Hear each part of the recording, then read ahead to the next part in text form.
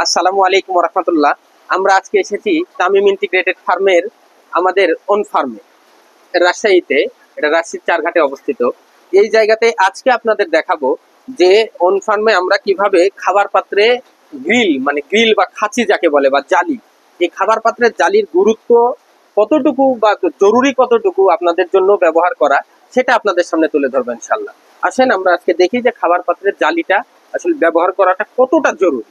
আসেন ল্যাক্টোজেন, ভালো আছেন আপনি নাকি? আচ্ছা, তারপরে এই যে দেখেন ল্যাক্টোজেন, আমার কিন্তু টোটাল এই যে খামারের আপনারা ব্যাকগ্রাউন্ডটা দেখেন যে আমার টোটাল খামারের কিন্তু খাবার পাত্রে কিন্তু প্রত্যেকটাতেই প্রায় প্রায় পাত্রেই কিন্তু জালি আছে, যেগুলো হয়তো ভেঙে গেছে সেগুলোর হিসেবটা আলাদা, কিন্তু প্রায় পাত্রেই কিন্তু জালি আছে। কিন্তু এই জালি থাকার পরেও দেখেন কিছু কিছু পাত্রের নিচে, এই যে এদিকে দেখেন এই পাত্রটার নিচে কিন্তু দেখেন যে খাবার একটু কিন্তু পড়ে আছে। এইটা পড়ে থাকার কারণে এই খাবার পাত্রের জালিটা কিন্তু সঠিকভাবে কিন্তু বসানো ছিল না, এবং খাবার পাত্রের হাইটটা কিন্তু সঠিক ছিল না। এই যে দেখেন এটাতেও কিন্তু তাই। এই সঠিক না থাকার কারণে এখন আমরা সঠিক করেছি, কিন্তু এই যে খাবার পাত্রের এই হাইটটা এবং মানে অন্যান্য পাত্র দেখেন, এই যে এই পাত্রগুলা কিন্তু সুন্দরভাবে লাগানো। এই পাত্রের নিচে কিন্তু খাবার কিন্তু তেমন পরিমাণে নেই, এবং এই পাশেও দেখেন যে এই যে হাইটটা কিন্তু সুন্দর, এখানে কিন্তু খাবার কোনো কোনো প্রকারে কিন্তু নেই।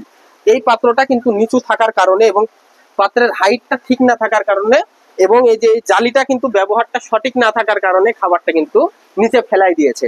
এবং দেখেন যে এখানে এই যে ওয়েস্ট খাবারটা, এই খাবারটা কিন্তু তুলনামূলক, এইদিকে আসেন একটু আরাফাত, দেখান ল্যাক্টোজেন সাহেব, এটা দেখেন ওস্তাদ, এই যে দেখেন যে কতগুলা খাবার কিন্তু নষ্ট হয়েছে, দেখছেন? এই যে দেখেন আপনি এই যে পজিশনটা যে খারাপ ছিল, এইটার কিন্তু দেখেন এটার কিন্তু ফল এটা। আরাফাত একটু বসেন আপনি, এই যে দেখেন, দেখছেন কত খাবার, এই যে কত খাবার। এটার পজিশনটা যদি আমরা যদি এইরকম ভাবে যদি এখন ঠিকভাবে রাখি, এই পাত্র এটা সুন্দরভাবে নিচের দিকে নামিয়ে জালিটা সুন্দরভাবে যদি আমরা সেট আপ দিই, তাহলে কিন্তু আশা করা যায় এই যে এটা কিন্তু উঁচা হয়ে যাচ্ছে, এটা দেখতে হবে, খুলে এটা ঠিক করতে হবে, বুঝছেন? না হলে এই যে এভাবে যে খাবারটা নষ্ট হচ্ছে আমাদের, এটা তো আমাদের ওয়েস্ট অফ মানি, আমাদের টাকা নষ্ট হচ্ছে। 1 কেজি ফিডের দাম কিন্তু আমার 67 টাকা, 1 কেজি ব্রয়লারের ফিডের দাম আমার 67 টাকা। তার মানে আমাকে এটাকে সঠিক মূল্যায়ন করতে হবে। এইভাবে যদি আপনি 10টা পাত্রের নিচে যদি খাবার পড়ে থাকে, অনেক খামারি আছে যে খামারি ভাইরা বলে ভাই খাবার ছিটাচ্ছে, ওইটা আবার তুলে খেয়ে নেয়। এটা হচ্ছে একটা রং থিওরি। ভাই খাবার লিটারের মধ্যে পড়া যে খাবারটা, ওই খাবারটা আর পাত্রের খাবারটার মধ্যে যদি পার্থক্যই নাই থাকতো, তাহলে কিন্তু মানুষ সবাই দেখতেন যে খামারে ফিড ছিটিয়ে দিত, অযথায় এত টাকা দিয়ে এই খাবার পাত্র সবাই কিনতো না।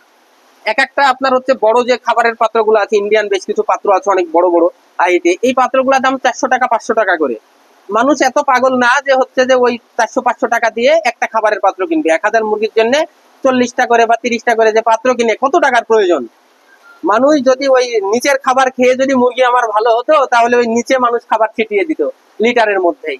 আপনি একটা জিনিস ভাবেন যে যেই জায়গাটাতে মুরগিটা পায়খানা করতেছে, বিভিন্ন পোকা পোকা সৃষ্টি হচ্ছে লিটার থেকে, এই জায়গাতে যদি মুরগি ওই খাবারটা যদি তুলে খায়, তাহলে কি মুরগির জন্য ভালো হবে? আপনার তো মানে কমন সেন্সে বলে ল্যাক্টোজেন, এটা কি ভালো হওয়া সম্ভব? কখনোই কিন্তু সম্ভব না। কারণ এর মধ্যে কত ধরনের জীবাণু আছে, এর মধ্যে এই যে মুরগির পায়খানা আছে, এই জিনিসটা যদি ও খাইতে যায়, এর মধ্যে একটা তুষ খাবে বা একটা খারাপ একটা ওই যে পায়খানা খাবে, এটা স্বাভাবিক ব্যাপার, কিন্তু তার মানে মুরগির আরো ক্ষতি হবে। অতএব এই দৃষ্টিকোণ থেকে এই যে যে খাবার পাত্রের যে জালিগুলা এবং খাবারের পাত্রের হাইট গুলা আমরা সঠিকভাবে যদি না ঠিক করি, তাহলে কিন্তু ফিড মুরগির ছিটানো বা ফিড পড়ে যাওয়া, এই সমস্যাটা কিন্তু দূর হবে না। এই কারণে আপনাদের একটা বিষয় মাথায় রাখতে হবে, খাবার পাত্রে মানে বিশেষ করে ব্রয়লারে খাবার পাত্রের যে জালিগুলো আছে এগুলা দিবেন। ভাই অনেক সময় মুরগির পেটে যখন সমস্যা হয়, এন্টারাইটিসের প্রবলেম হয়, এই প্রবলেমগুলো যখন হয়, পায়খানার সমস্যা হয়, ডিস্টার্ব দিয়ে দেয়, যখন পায়খানা লুজ হয়ে যায়, তখন দেখবেন মুরগি খাবার ছিটানোর প্রবণতাটা বেড়ে যায়। এবং আপনি দেখবেন অনেক সময় ফিডের হার্ডনেস থাকে, মানে শক্ত যখন ফিড হয়ে যায় তুলনামূলক, বা এটা তো মানুষই তৈরি করে, এটার একটু শক্ত বা একটু নরম হতেই পারে, শক্ত হয়ে যেতে পারে। এই যখন অতিরিক্ত শক্ত হয়ে যায়, তখন কিন্তু ফিডটা কিন্তু ছিটাইতে থাকে। এই তখন কিন্তু খাবারের পাত্রের জালিটা কিন্তু খুবই প্রয়োজন। তাহলে দেখবেন ফিড ছিটানোর পরিমাণ অনেক কমে যাবে ইনশাল্লাহ।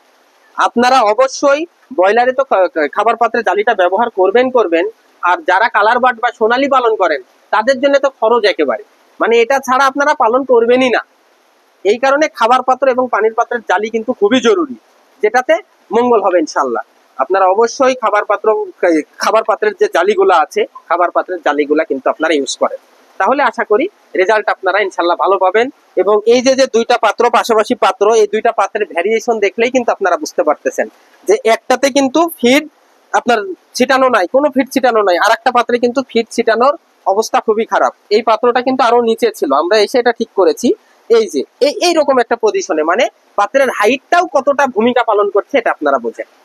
অবশ্যই আপনারা কালার বার্ড বা ব্রয়লার অবশ্যই এইগুলা পালন করতে হলে খাবারের পাত্রের জালি লাগবে, জালি দিতে হবে বা গ্রিল দিতে হবে, তাহলে ইনশাল্লাহ রেজাল্ট আমরা ভালো পাবো, ফিড ছিটানোর পরিমাণ অনেক কম হবে।